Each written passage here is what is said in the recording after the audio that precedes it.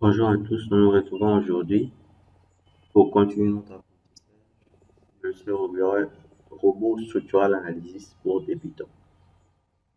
Ainsi, aujourd'hui, cette vidéo est consacrée au chargement. On va commencer d'abord par placer la charge de la réaction du sol sur nos longueurs. Cette charge-là s'évalue de quatre manières différentes. La première manière, c'est à travers les essais pressiométriques essais à la plaque. Deuxième manière, c'est à l'aide des tableaux tirés du livre de conception et calcul des structures des bâtiments de page 77. Vous voyez le tableau qui est là. Et du livre Fondation spéciale, page 177, est fourni. À part ça, il y a des formules approximatives qui permettent de trouver ça. Entre autres, cette formule qui vient de Design of Fondation. Donc, KS égale à 40 fois coefficient de sécurité multiplié par la contrainte admissible. Et ici, ce KS est exprimé par mètre cube. Une quatrième manière, ça consiste à utiliser le robot directement. Donc, c'est ces quatre manières-là qu'il faut faire pour réaliser ça. Vous trouvez le facteur K, le coefficient de l'assisté, le coefficient de Winkler. Sans plus tarder, on commence notre projection. Je vous invite à vous abonner, à activer les notifications pour ne rien rater de nos prochaines publications. On va commencer par le sol, bien sûr. Ici, dans cet exercice, nous allons générer cela à l'aide du module interne, donc le calcul interne du logiciel. Pour ce faire, on va dans le menu structure, caractéristiques additionnelles et l'assister sur les barres. Il y a déjà une valeur par défaut qui est là. Si vous double-cliquez, vous voyez, ici, il s'agit d'un sol pour lequel la valeur du coefficient de l'assisté est de 1000 kPa. Nous allons en créer une nouvelle qui dépend de nous. Je clique là-bas sur nouveau et là, coefficient d'élasticité. Le cas de mon sol, je suis dans le cas d'une argile très ferme et dure. Fondation, l'engrais soit assimilable aux fondations sur semelle filante. Chargement estimé de la fondation. J'ai le poids de mes murs. Je peux facilement calculer. Je suis là. Le poids du mur, c'est simple. J'ai 3,5 mètres. J'enlève la retombée. Donc l'épaisseur de mes dalles est de 10. L'épaisseur de mes dalles, c'est 10. Ma poutre est de 60, donc j'aurai une retombée de 50 carrément. Une retombée de 50, donc j'ai 3,5 moins 0,5, 3 mètres multiplié par l'épaisseur du mètre, 0,45, multiplié par le poids spécifique, 9. J'ai 4,05 kN par mètre.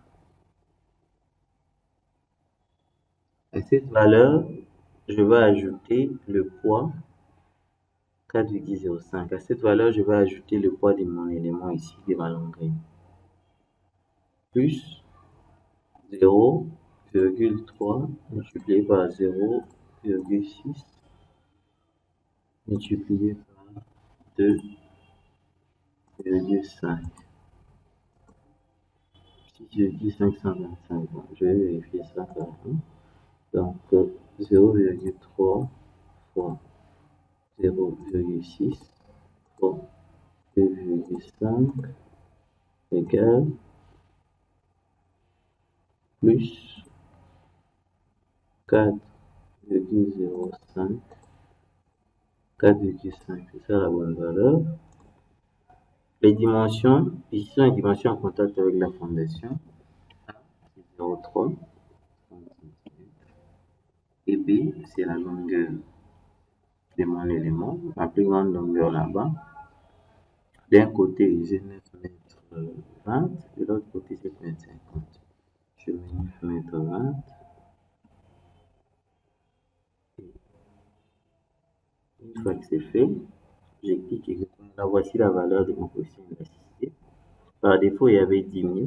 Ici que je calcule, je trouve 10 925. Vous voyez que je ne suis pas vraiment éloigné de ça. Je vais appliquer la valeur est là. Ajouter. Maintenant, je vais sélectionner toutes mes longueurs. Je clique sur la ligne de construction. C'est une manière de sélectionner. Je vais sélectionner la ligne pour prendre les éléments de la sélection. Appliquer.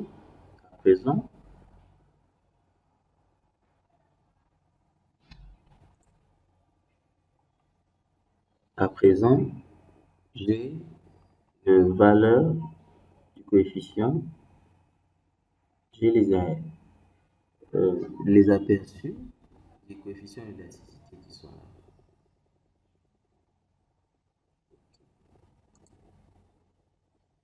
Je peux le faire réapparaître en faisant clic droit, attribut, là je viens sur charge, structure, plutôt je viens sur modèle, il est là, sur l'élastique, appliquer, ok. Bon, nous avons ça. À présent, on va commencer le chargement. Pas trop de charge. Première charge, c'est toujours le poids propre, faut pas l'oublier. Pour permettre au logiciel de le prendre automatiquement en charge.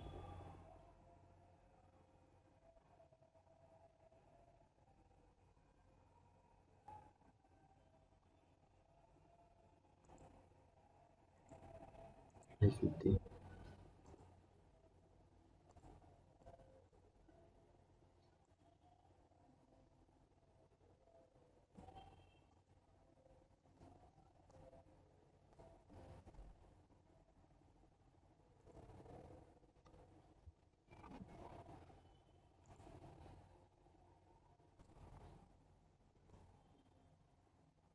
Deuxième charge permanente, c'est la chape.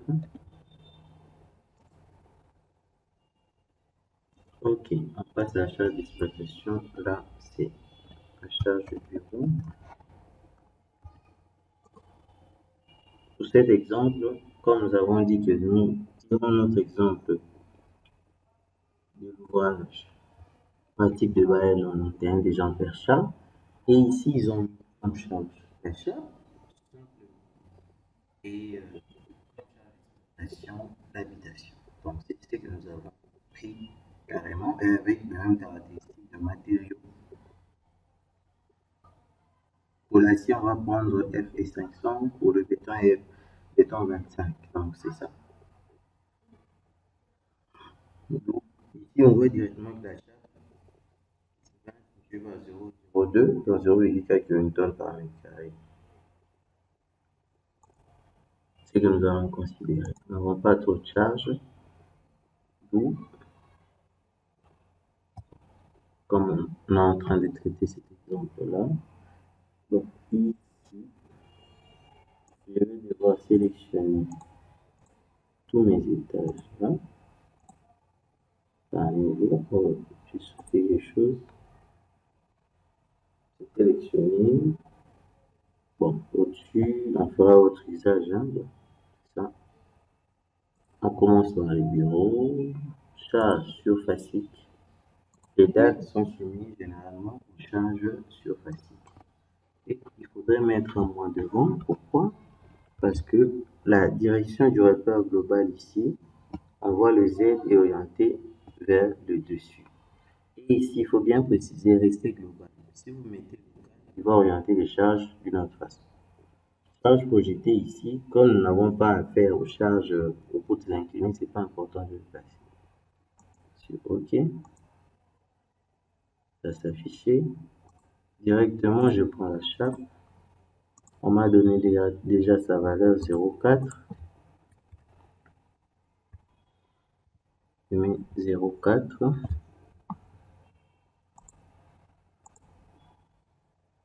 Ok, bon, pour les dessus, quand même ce n'est pas prévu dans l'ouvrage là, on doit respecter les choses.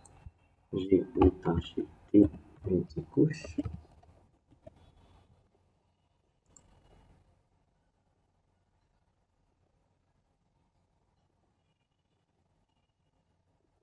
Et j'ai la charge de ma terrasse inaccessible. Donc, terrasse inaccessible au public, sauf pour entretien. Ok, alors, c'est alors que je vais sélectionner mon étage. Terrasse inaccessible, sauf pour entretien, c'est -1.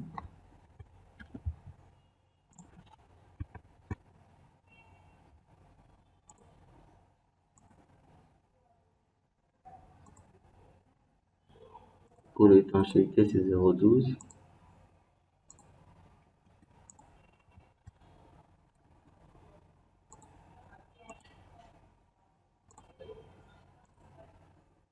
C'est fini.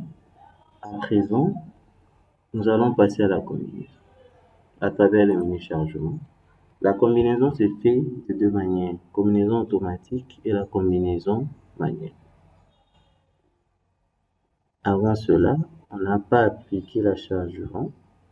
Nous allons l'appliquer.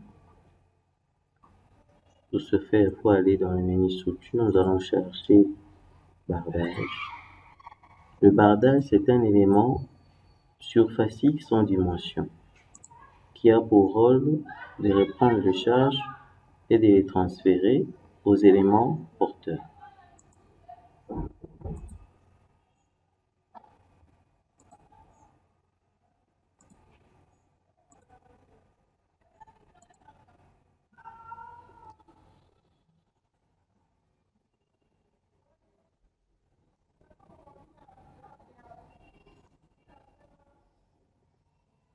Je place mes bardages. Ok. Mes bardages étant placés, je viens dans le menu structure, chargement. Je prends simulation de vent. Le vent s'est fait. Vous pouvez aussi placer la charge du vent sans passer par la simulation à l'aide de l'outil Neige et Vent 2D. C'est aussi une manière de placer le vent. Bon. Si nous allons ici, Neige et Vent 2D, vous allez voir, là, ici, il faut déterminer les surfaces qui vont reprendre la charge du vent, donc c'est-à-dire nos bardages. Je peux les sélectionner là. Je fais copier. Je peux le coller là-bas. Cliquant sur paramètres.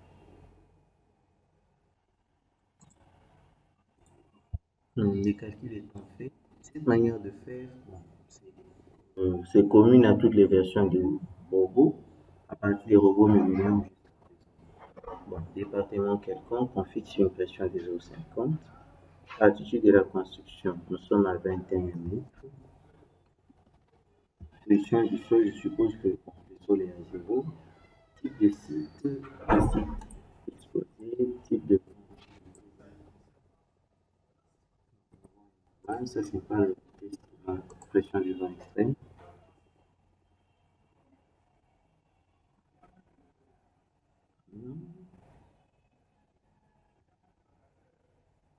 Maintenant ici, je dois préciser la direction du vent, que le vent souffle dans cette direction ici. Ça c'est notre bâtiment. Ok, on clique sur appliquer. Nous voilà là-bas. Voici ce qu'il a calculé. Nous avons le coefficient KS ici, coefficient en tenant compte de la hauteur, et la valeur que nous trouvons là, du vent. Je peux cliquer sur nom de calcul, il va donner un nom de calcul, toutes les pressions possibles, surface. Donc ça, c'est surface en question sont les bardages. 0,65 kPa local 0,41, 0,65. Et je peux cliquer sur générer.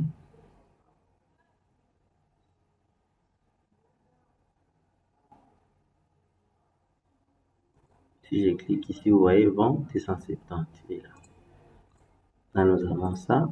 Une deuxième manière de faire, ça consiste à faire la simulation suivante.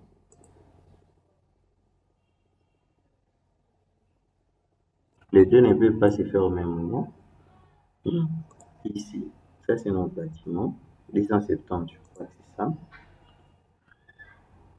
La vitesse, la pression que nous avons à utiliser, c'est 0,50. Je mets la même pression. Au niveau du sol, le terrain, je laisse comme ça. Et mes bandages, je les copie pour les coller ici.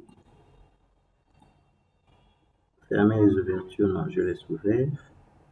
Et là, je fais démarrer.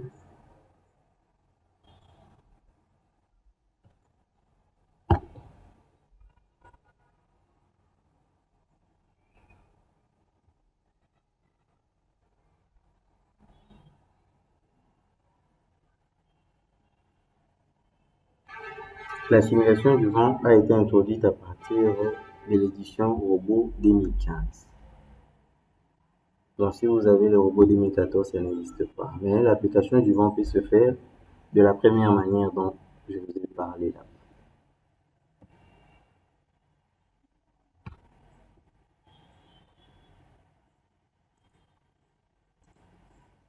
La simulation étant finie, on clique sur OK.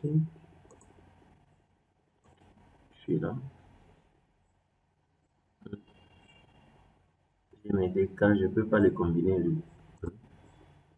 Pour le cas de la simulation, pour voir ça, je dois cliquer sur symbole de charge.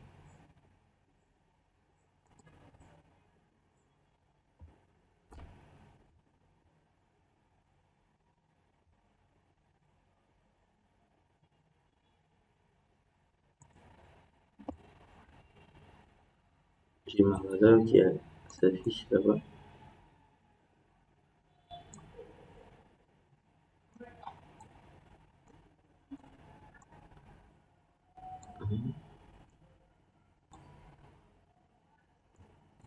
J'ai ça, si je prends l'autre,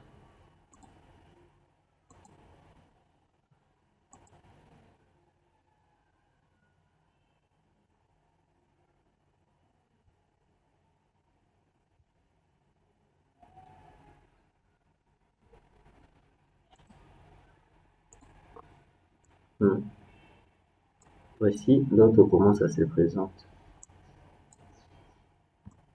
Vent souffle dans toutes les directions. Si j'affiche le symbole de charge, la description des valeurs, ça va apparaître. Donc ce n'est qu'à titre de démonstration pour vous montrer que vous pouvez aussi utiliser la première valeur si vous voyez peut-être que la simulation du vent vous prend du temps, mais c'est la simulation qui donne de valeurs un peu précises.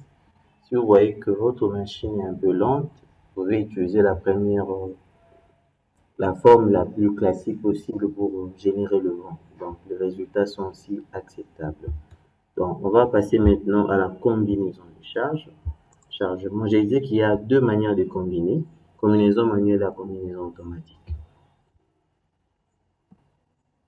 La combinaison manuelle permet de faire directement et de voir réellement le coefficient, tandis qu'au niveau de la combinaison automatique, vous n'allez pas voir ni manipuler les coefficients directement.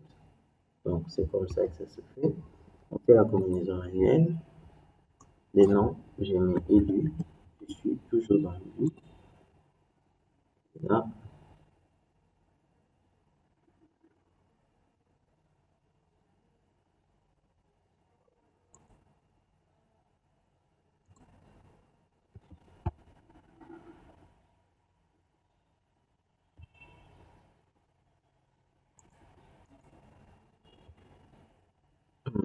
je vais sélectionner toutes les charges que je vais combiner.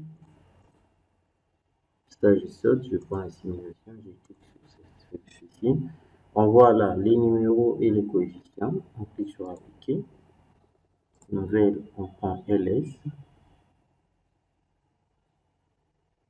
Une nouvelle boucle et une nouvelle combinaison.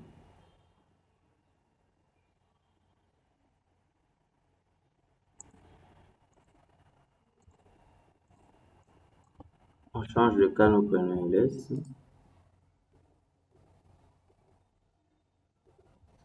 ls.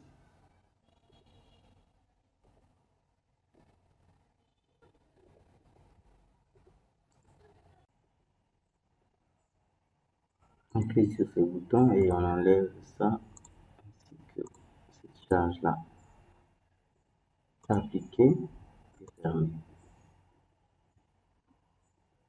À présent, nous allons lancer le calcul et commencer l'analyse. C'est ce qui fera l'objet de notre prochaine publication. Merci de votre attention. N'hésitez pas à liker et à poser vos questions. Merci beaucoup.